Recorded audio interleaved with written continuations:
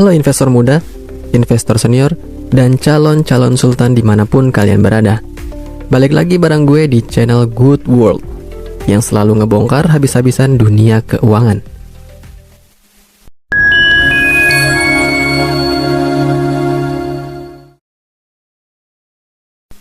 Pernah dengar kan? Emas itu investasi paling aman, anti inflasi, harta karun masa depan. Ayo, ngaku siapa yang langsung auto percaya dan beli emas tanpa mikir panjang. Ayo angkat tangan. Gue juga pernah gitu kok. Tapi bener gak sih semua itu? Atau jangan-jangan kita selama ini cuma termakan mitos dan kebohongan besar tentang harga emas itu sendiri? Nah, hari ini kita bakal bedah tuntas. Siap-siap kaget ya.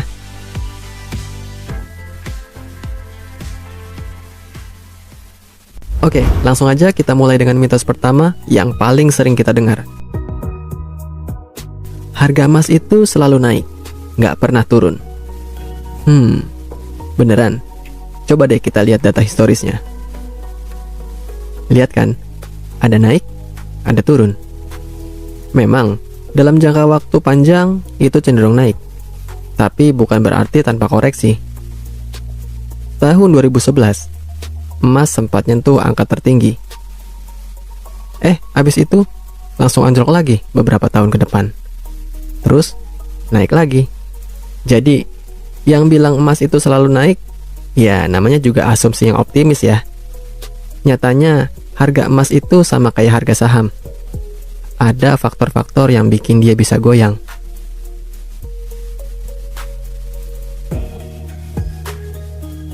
Nah, kebohongan ini sering banget bikin orang panik pas emas lagi turun. Langsung jual, rugi deh. Padahal, kalau paham siklusnya, justru saat turun itu bisa jadi kesempatan emas buy on dip. Terus, apa sih yang bikin harga emas itu labil? Kok nggak sestabil yang digembar-gemborkan? Ada beberapa faktor besar yang main di sini. Yang pertama, sudah jelas itu dolar AS. Nah, ini nih si biang kerok utamanya. Kalau dolar menguat, harga emas cenderung turun. Kenapa?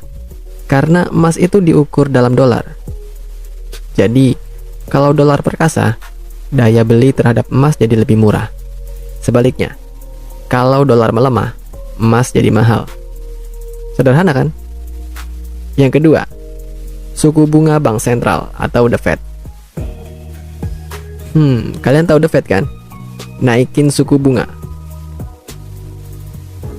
Orang-orang cenderung narik dananya dari aset yang nggak ngasih bunga kayak emas.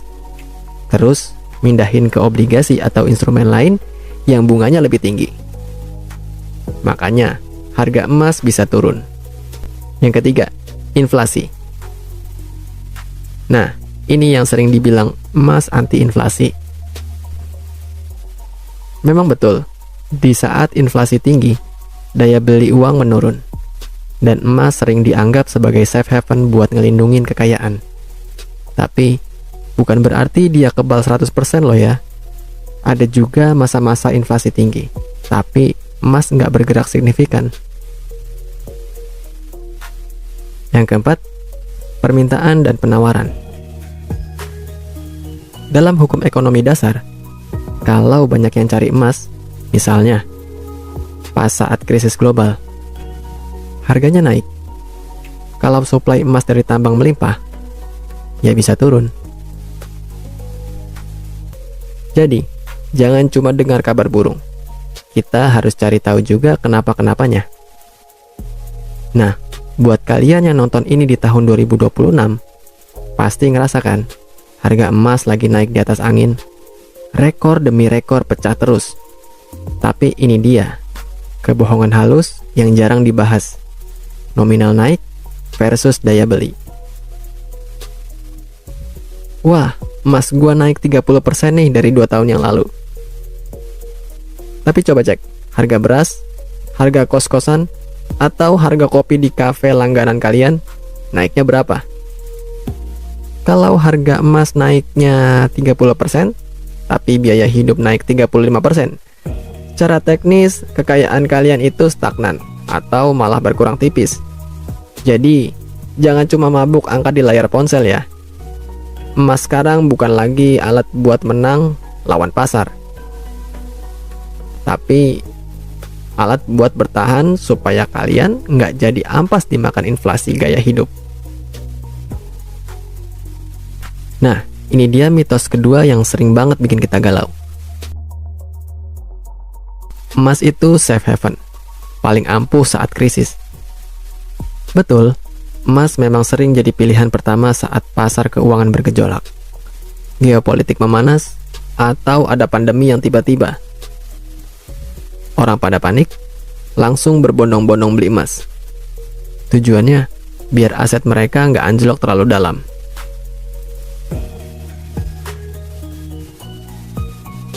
Tapi apakah selalu begitu?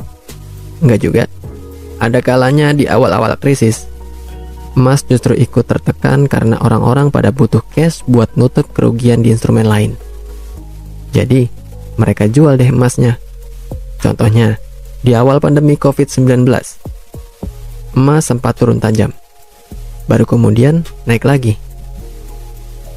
Jadi, julukan safe haven itu jangan ditelan mentah-mentah. Dia memang bisa jadi pelindung, tapi bukan berarti kebal dari segala guncangan. Namanya juga aset, pasti ada resikonya. Sekarang kita masuk ke kebohongan yang sering nggak disadari. Investasi emas itu nggak ada biayanya. Wah, yakin? Coba kita telah. Yang pertama, di investasi emas itu adanya spread harga beli dan harga jual. Pernah perhatiin nggak? Harga jual dan harga beli emas itu beda. Selalu ada spread atau selisih. Itu jadi keuntungan buat penjual emas. Jadi, kalau kamu beli emas hari ini, terus besoknya kamu langsung jual, kemungkinan besar kamu sudah pasti rugi. Karena harganya belum nutup spread tadi. Ini biaya yang sering tersembunyi. Yang kedua, adanya biaya cetak atau sertifikat. Kalau kamu beli emas fisik dalam bentuk batangan atau perhiasan, ada biaya cetak atau biaya pembuatan sertifikat. Ini juga masuk kategori biaya investasi loh. Yang ketiga, biaya penyimpanan. Ini kalau ada ya. Kalau kamu beli emas yang jumlahnya besar dan nggak mau simpan di rumah karena takut, kamu bisa sewa safe deposit box di bank. Nah, itu ada biaya sewanya per tahun. Kalau nggak pakai safe deposit box, resikonya ya kamu tanggung sendiri. Jadi, jangan cuma lihat harga emasnya doang. Hitung juga biaya-biaya kecil yang bisa menggerus keuntunganmu.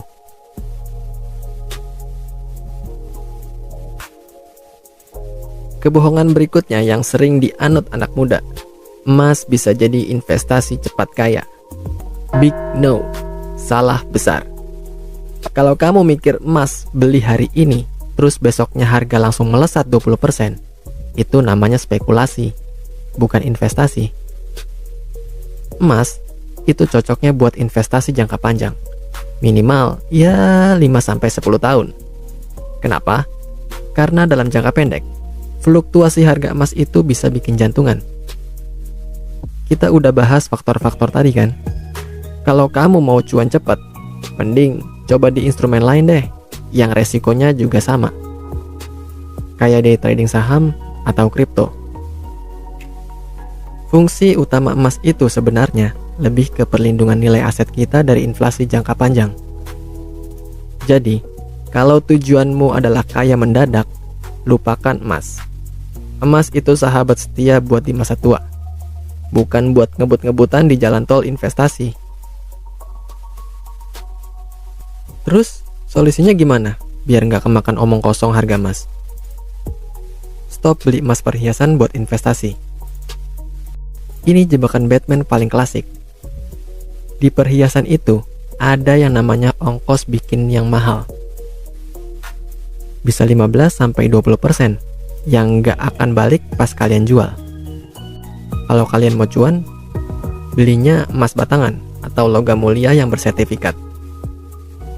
Yang kedua, cek spread lewat aplikasi real time. Jangan cuma datang ke toko emas dan nerima harga gitu aja. Download aplikasi, bandingkan harga buyback antar platform. Selisih 5-10 ribu per gram itu berasa banget kalau kalian belinya banyak. Yang ketiga, pakai aturan 10%. Jangan rakus. Emas itu satpam portofolio, bukan mesin cetak uang. Cukup taruh maksimal 10-15% aset kalian di emas. Sisanya, putar di instrumen lain yang produktif kayak saham atau bisnis biar uangnya beranak, bukan cuma nangkring. Di akhir tahun 2025 sampai awal tahun 2026, harga emas emang melejit. Tapi BPS mencatat emas perhiasan justru jadi salah satu penyumbang inflasi terbesar. Artinya, harga emas emang naik, karena barang-barang lain juga ikutan naik. Kekayaanmu itu nggak nambah, cuma numpang lewat doang buat nutupin gaya hidup. Terus, kalau gitu emas itu jelek dong? Enggak juga. Emas itu tetap punya tempat di portofolio investasi kita, asalkan kita tahu strateginya. Pertama, diversifikasi. Jadi gini, maksudnya tuh jangan pernah kamu taruh semua telurmu dalam satu keranjang. Emas itu bagus, tapi jangan cuma punya emas doang. Kombinasikan dengan saham, obligasi, reksadana, properti, atau instrumen lain yang sesuai profil resiko kalian. Emas bisa jadi 10-20% dari total portofoliomu. Yang kedua, itu investasi jangka panjang. Ingat ya, emas itu maraton, bukan sprint. Beli emas dan lupakan untuk beberapa tahun ke depan. Jangan gampang panik karena fluktuasi jangka pendek. Yang ketiga, cicil dan rutin beli. Daripada kamu harus beli sekaligus dengan jumlah besar, mending cicil secara rutin tiap bulan. Itu namanya dollar cost averaging. Jadi kamu nggak terlalu pusing buat mikirin harga emas lagi mahal atau lagi murah. Rata-rata harga belimu jadi lebih stabil. Yang keempat, pantau berita ekonomi global. Meskipun kamu bukan trader harian, nggak ada salahnya update berita ekonomi global, perkembangan dolar, atau kebijakan bank sentral. Itu bisa bantu buat kamu memahami pergerakan harga emas. Yang terakhir, pilih bentuk emas yang tepat. Mau emas fisik, yang bentuknya batangan, atau koin, atau emas digital lewat aplikasi, sesuaikan dengan kebutuhan kamu dan kenyamananmu. Emas fisik ada biaya penyimpanan dan resiko keamanan. Kalau emas digital lebih praktis, tapi ada biaya administrasi dan resiko platform. Nah, gimana? Udah tercerahkan kan sekarang? Jadi, kebohongan emas itu bukan berarti emas itu jelek, tapi lebih ke misinformasi dan ekspektasi yang salah selama ini. Emas itu bukan obat mujarab buat kamu cepat kaya tanpa resiko. Dia itu punya peran penting sebagai pelindung nilai aset dalam jangka panjang dan sebagai diversifikasi portofoliomu. Jangan sampai kamu gampang percaya sama semua yang kamu dengar tanpa riset kamu sendiri. Kebohongan itu muncul karena kita malas cari tahu. So, jadilah investor cerdas, pahami resikonya, tentukan tujuan investasimu, dan selalu belajar.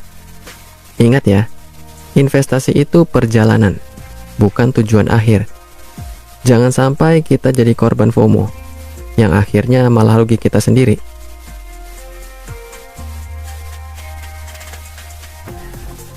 Oke deh, kayaknya segitu dulu pembahasan kita tentang kebohongan harga emas hari ini.